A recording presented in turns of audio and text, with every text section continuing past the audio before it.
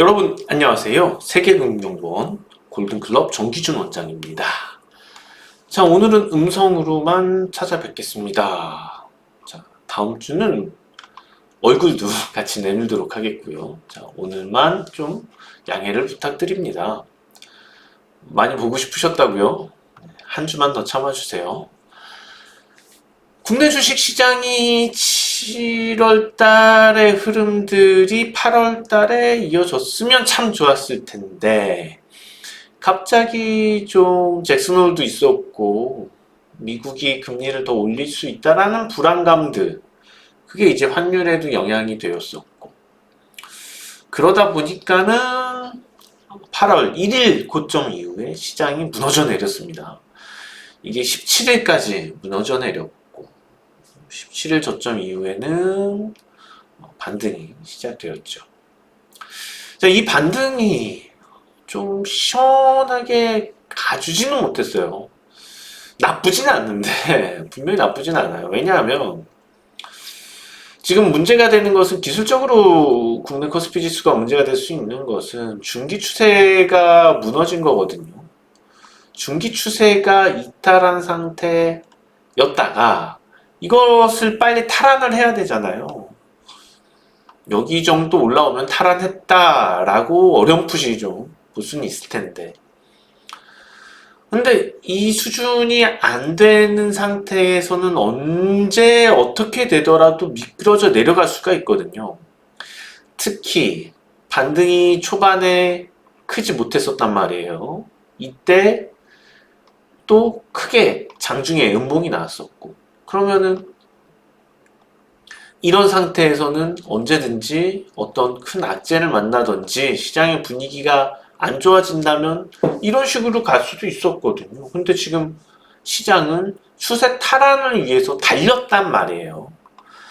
근데 추세 탈환을 위해 달리기는 했지만 모멘텀이 강하진 않았고, 뚜렷한 재력거리들이 그렇게 없었잖아요. 화끈할 만한 건. 경제 전망도 그닥 좋진 않고, 그렇다고 기업들 대체적인 실적 전망이 좋은 것도 아니고요. 인플레이션에 대해서는 좀 더 우려할 사항들이 나왔고, 그러다 보니까는 저항을 돌파를 못한 거죠. 아직은 그래서 우리가 안심할 위치는 전혀 아니다. 그래서 9월 달은 우선 우리가 어떤 인플레이션에 대한 우려도 좀 안정을 찾고, 13일 날 CPI 지표, 미국 CPI 발표잖아요. CPI가 이번에 높게 나올 수도 있어요. CPI가 이번에 높게 나와버리면은 진짜 11월 달에 금리를 또 올릴 가능성이 확 높아져 버리거든요. 그러면 어쩔 수 없이 시장은 한 단계 무너져 내릴 수 있단 말이에요. 그 우려가 존재합니다. 당장 이번 달 있을 FOMC 9월 20일 예정인가요? 9월 20일 예정된 FOMC에서 금리를 올릴 가능성은 낮습니다. 지난번에 올렸기 때문에 연차적으로 올릴 만한 인플레이션 상황은 아니기 때문에. 그런데 혹여나 이달 13일에 발표되는 CPI가 높다면 다음번에 이번 달 FOMC 말고 그 다음번인 11월 초 FOMC에서 금리를 올릴 가능성이 과반을 넘어가게 되는 겁니다. 그때는 시장은 지금하고 다른 양상이겠죠. 아직은 40% 정도인데 11월 금리 인상 가능성이. 근데 이게 과반을 넘어가면은 시장의 반응은 거기서 차이가 나는 거거든요. 갈리는 거죠. 이제는 한 단계 더 금리가 높아진 상황을 예상해서 짜갈 거란 말이에요. 그럼 주식 비중이 축소될 수밖에 없는 거죠. 무료라는 거예요. 그렇기 때문에 좀 확인이 필요한 게 9월이고, 그것에 대해서 시장이 확인이 된다면은 이런 저항들을 뛰어넘어주는 흐름이 나올 겁니다. 그래서 별로 강할 게 없으니까는 못 가고 있는 거거든요. 특히 오늘 시장, 지금 녹화 금요일입니다. 금요일 시장의 흐름을 보게 되면요. 삼성전자 한번 볼게요. 삼성전자가 5%나 폭등하고 있어요. 자, 그동안 삼성전자가 가지 못하는 큰 이유 중에 하나는 주식시장이 오르지 말아야지 되니까는 삼성전자가 못 갔단 말이에요. 지수에 발목이 잡혀있던 거죠. 삼성전자가 시가총액 비중이 높잖아요. 외국인들이 주로 한국에 대한 투자에 있어서 개별 종목대로 가기보다는 바구니에 묶어서 포트폴리오를 묶어서 들어옵니다. 그러면은 삼성전자는 절대적인 비중이고, 그리고 만약에 지수를 생각을 한다면 지수 컨트롤에 있어서 삼성전자가 가장 좋을 수밖에 없죠. 20%의 시가총액 비중이니까 핸들링 하기가. 그러면은 실제로 지수는 가지 말아야지 되는데 삼성전자가 올라버린다면, 아니면 좀 반대로 다른 종목들은 올라야지 되는데 지수는 가지 말아야지 된다면, 그럼 삼성전자 발목을 잡아야죠. 근데 지금 반대 상황이 펼쳐진 거예요. 무슨 얘기냐 하면은 삼성전자가 특별한 요인 때문에 주가가 뜨니까, 삼성전자 주가가 뜨니까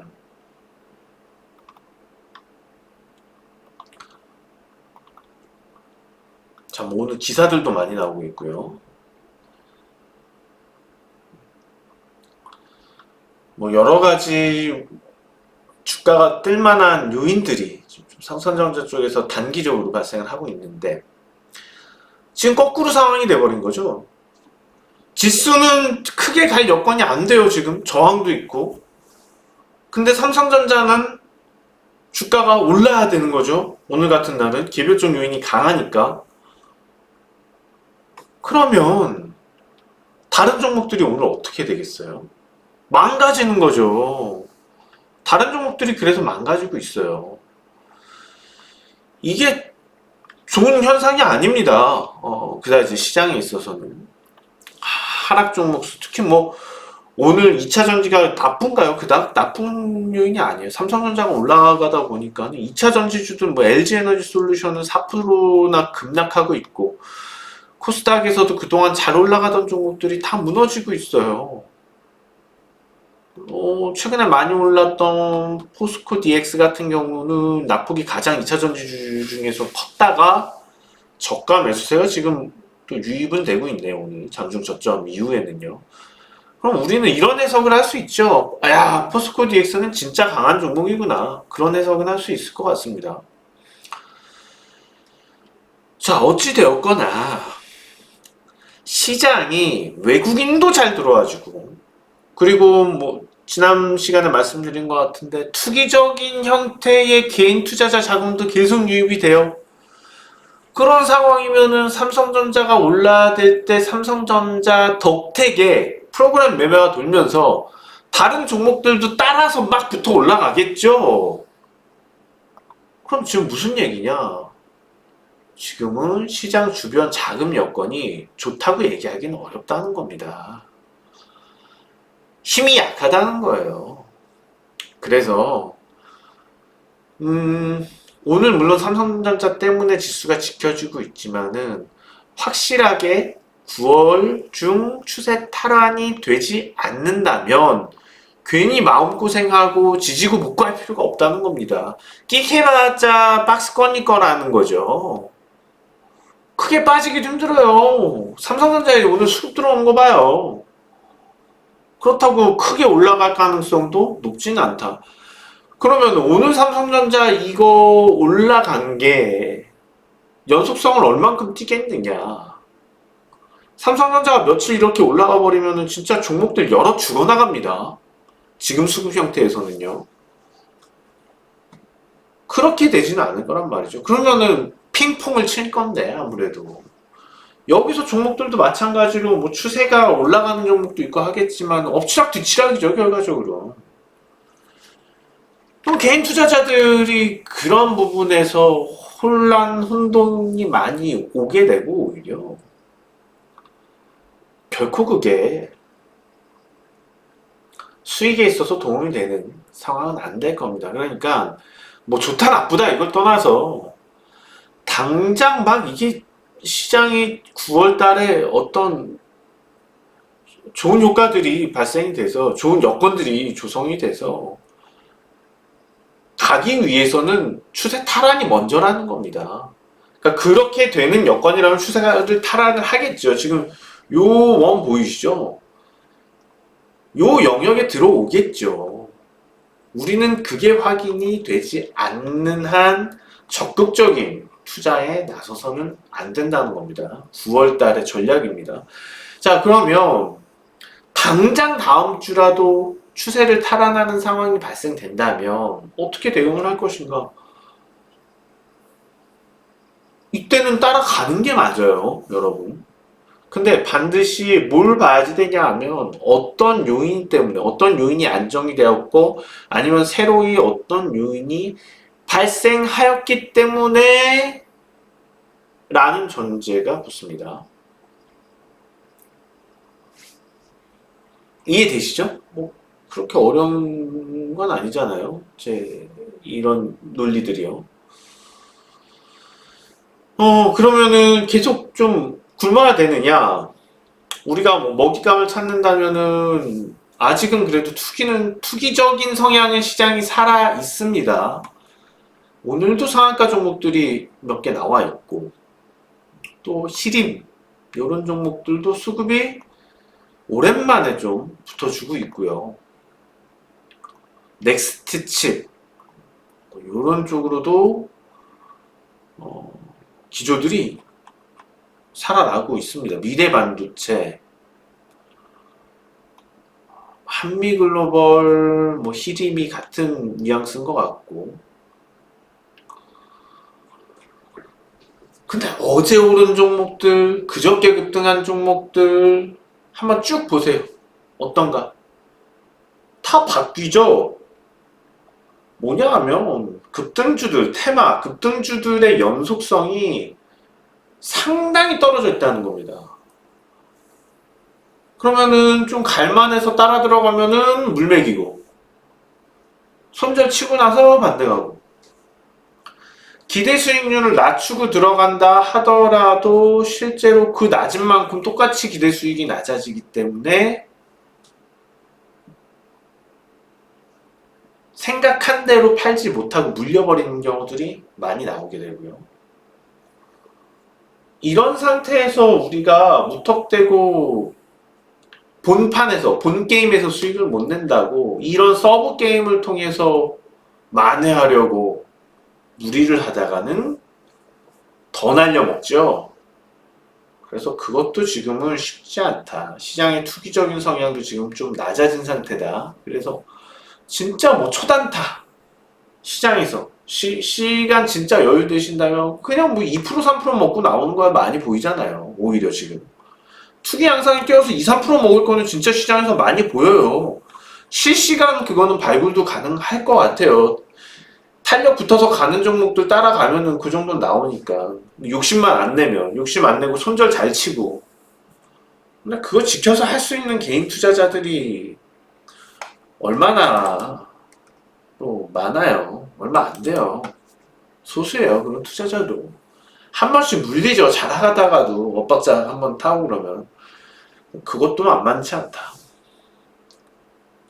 자, 그럼 우리가 다음 방송, 다음 주, 오늘이 이제 1일이니까 다음 8일. 그리고 13일이 CPI 발표잖아요. 그때까지 우리가 뭘 할 수가 있느냐.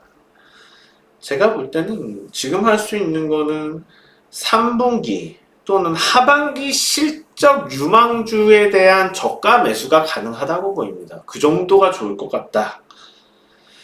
그럼 우리가 지금 뭐 단타 치려고 차트 보고 차트만 파헤치고 요거 할 시간에 하반기 실적이 좋을 만한 종목들을 잘 찾아보는 거 그게 더 저는 좋을 것 같아요.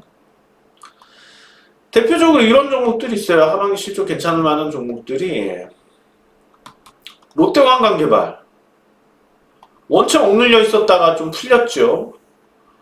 오늘 그동안 급등한 종목들이 떨어지니까 조정을 보이는 거예요. 뭐 예를 들어서 롯데관광개발을 얘기하는 겁니다. 그리고 그 밖에 2차 전지 종목들은 이미 실적이 좋을 게 이미 다 예상이 되어 있었으니까 좋을 거고요. 실적 좋을 법한 종목들에 대해서 계속 하반기 실적, 뭐 턴어라운드 종목도 좋아요. 뭐 조선주는 수주량으로 체크를 해야 되지만 하나오션 같은 경우도 그냥 별 이유 없이 떨어지는 거예요. 그러니까 이런 것들 조정 보일 때 잡을 만한 거잖아요. 그래서 뭐 지금 제가 뭐 여기서 다 보고 말씀드리는 것보다도 여러분들도 한번 찾아보세요. 3분기 실적 누가 좀 요즘 검색 잘 되잖아요. HTS도 잘 되고요. 네이버도 잘 되고 한번 좀 보시고 하반기 3분기 특히 지금 제가 볼 땐 특히 이달에 먹을 게 별로 없기 때문에 분명히 3분기 실적 유망한 종목으로 쏠릴 거란 말이에요. 9월 초에. 왜냐하면 실적 발표가 다음 달이잖아요. 10월이잖아요. 10월 실적 발표이기 때문에 이미 한 달 전에 예약을 한단 말입니다. 그런 종목들에 대해서. 롯데관광개발도 그래서 먼저 막 올라갔잖아요. 물론 이제 중국 단체 관광객 허용한 거, 그 이슈가 있긴 하지만. 그래서, 뭐, 제가 이렇게 다 일일이 보여드리는 것보다는 여러분들께서 3분기 혹은 하반기에 실적이 유망한 종목들을 찾아서 저가 매수 들어가는 전략은 9월달, 특히 9월 중순 이전, 뭐 다음 주 이럴 때 한번 노려볼만 하지 않을까 생각이 듭니다. 자, 9월달 우려만큼 시장이 빠지지 않고 오히려 좋은 요인들, 인플레이션에 대해서도 좀 우려가 좀 낮아지고 하면서 시장이 좋았으면 좋겠습니다. 자, 이번 주 방송은 여기서 마칩니다. 저는 다음 주 다시 찾아뵙겠습니다. 정기준 원장이었습니다. 감사합니다.